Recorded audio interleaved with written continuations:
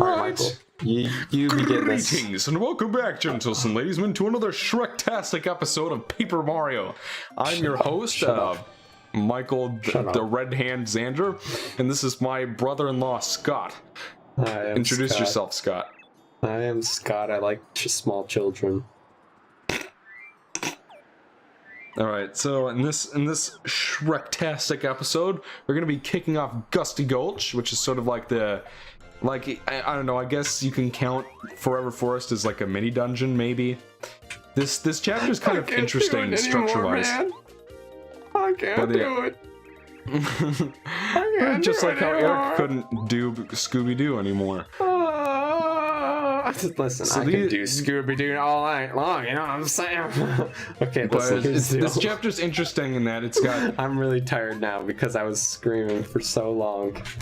Chapters the 2 and same 3 session. have like sort of like 2 dungeons per chapter, and they're both a little shorter. Then once we get to chapter 4,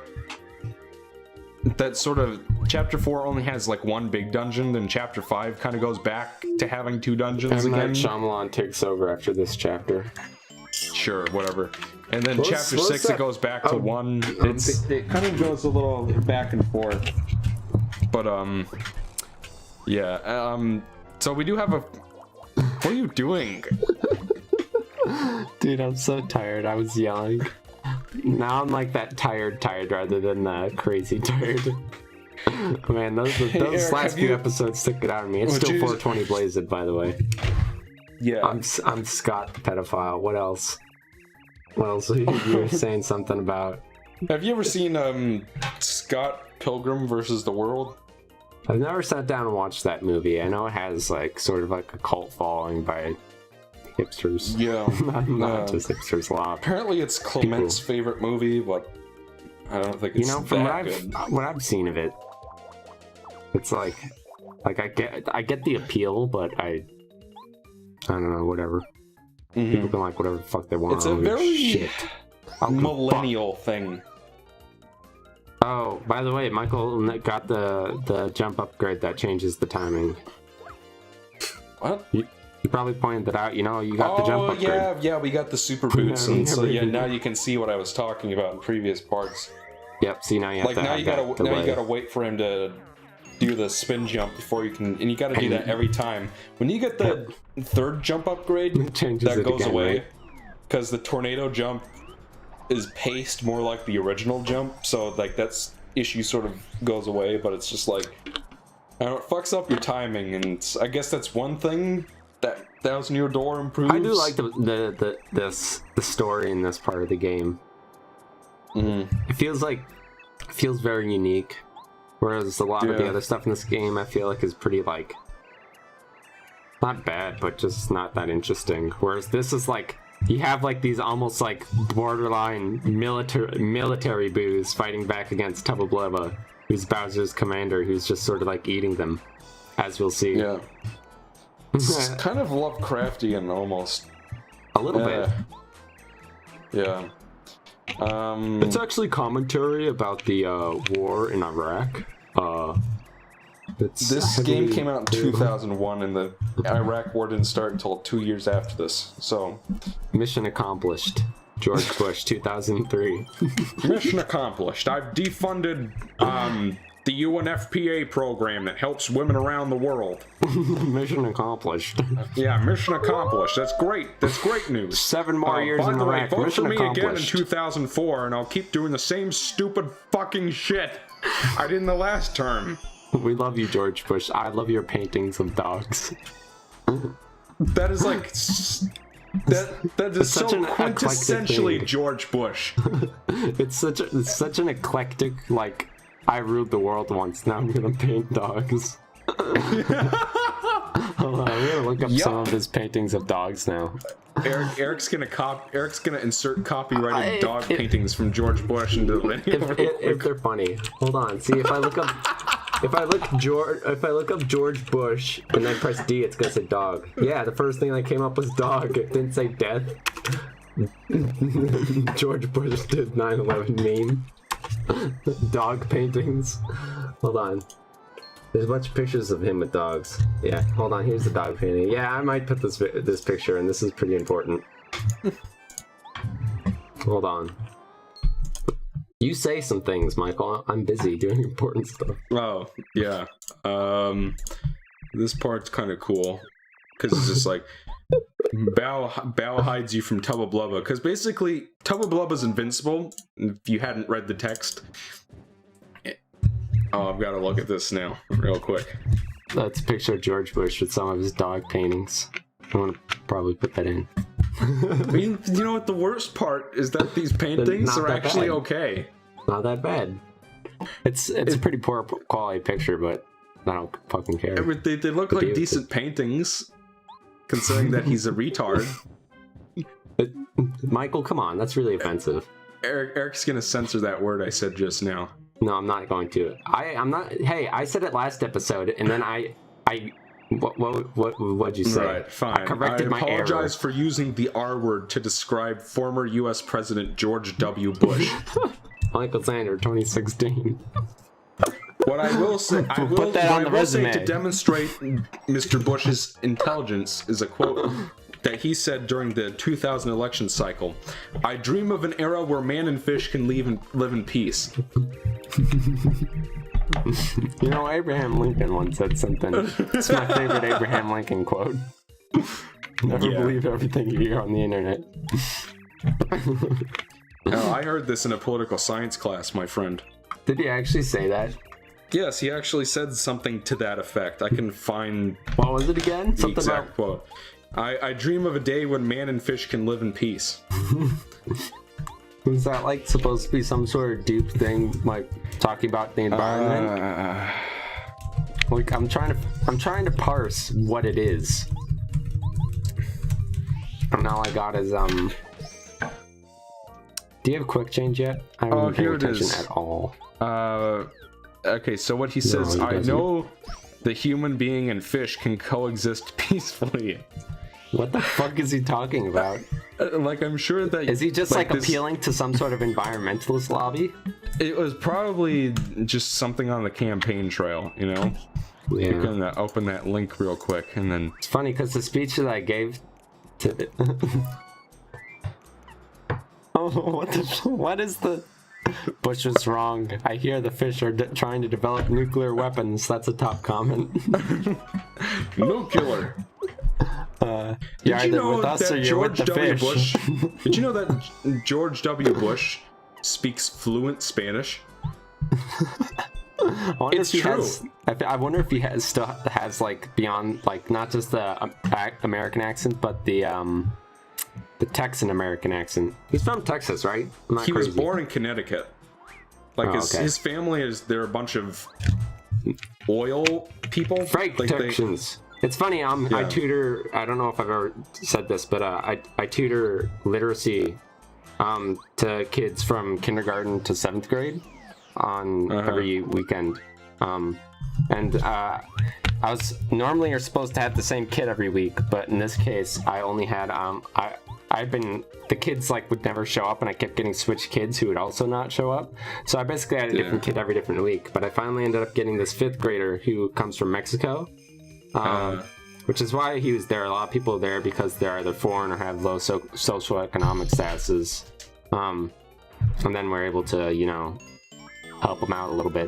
But this guy was really smart. He just was missing out on some vocabulary and stuff. And it was funny because I ended up being distracted because I'm a history nerd and I talked about the history of like Texas and Mexico and the Mexican-American War. How it was sort of fucked up. How much do you know about that situation? I seem to recall we went to war with Mexico, and that sort of ended with us getting California and those states in the Southwest. And basically what happened was Texas westward. That wasn't like and essentially all the Mexican people who were already living there became citizens, quote unquote. Yeah. But they didn't really enjoy any of the basic civil rights that white people, white Americans did. So there was a court case actually, most people, where basically usually during oral arguments you only get 30 minutes, but like this Mexican American lawyer basically like built up this case and brought it all the way to the Supreme Court, and then like when his 30 minutes passed, he stopped talking like he was expected to, but then the justices said, no, keep going, we want to hear more about this. And it was yeah, big deal. But yeah, basically the US stole a huge chunk of Mexican land from the war. Well, and how it happened was first people who weren't like, I don't think they were involved in government, basically went in and took what's Texas, calling it the Lone Star Republic. It wasn't like a state, it wasn't the United States. But they had every intention of becoming a state, right? Yeah. And then the response to this was Mexico tried to take it back. Yeah. Right, as you'd imagine. And that's what the Alamo, like we defended against the Mexicans, you could go, hooray Texas. That's exactly what that was the Lone Star Republic defending their newfound territory from the Mexicans.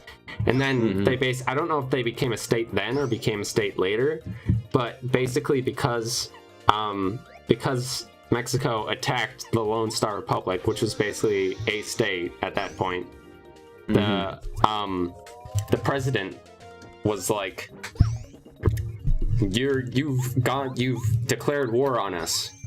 We're gonna and then there was even a senator, I believe from Illinois, who said, this is fucked up, you can't do that, we took the land from them, they were just defending it.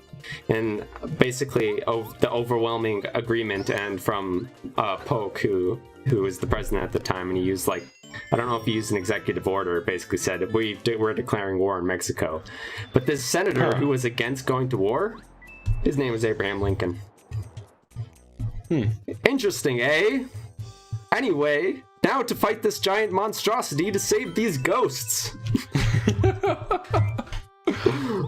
I was telling Ryan about this the other day. As long as we're getting into interesting American history. By the way, I got captured.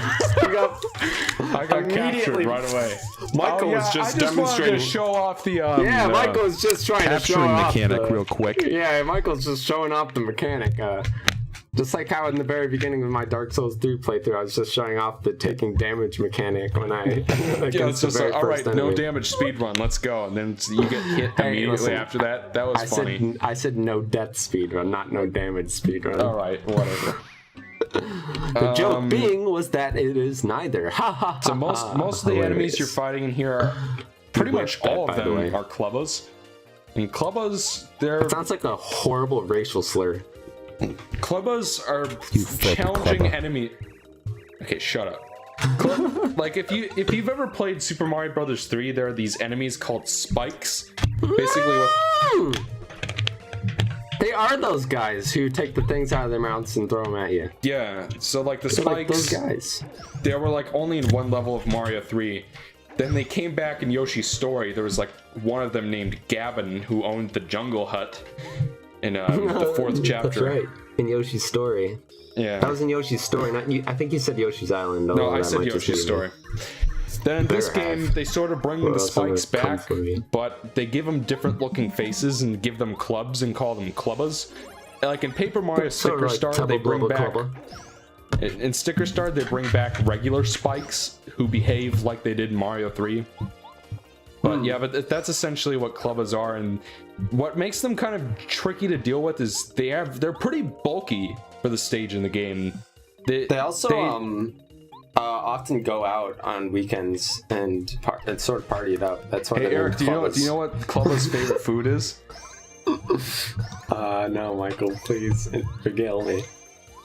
Baby seals. Alright, that was alright. You get a pass on that one. My joke was that they go out to clubs. That was my joke, so I think yours was a little bit better. I like it. Baby seal leather boots. Best line I'm quaking in my baby seal leather boots. I wish that movie was better. So I know I've said this before, but I really wish Megamind was better than it was. Anyway, Paper Mario. Yeah, so these enemies, they're pretty bulky, and so you got to be a little more creative when you fight them. Otherwise, you'll take too much damage against them and take too long to kill them. So like I recommend making use of items. Like another strategy that works really well is to use Mamar's Star Spirit ability, which is Lullaby, that puts everyone to sleep and gives you some time to wail on them before they come after you again.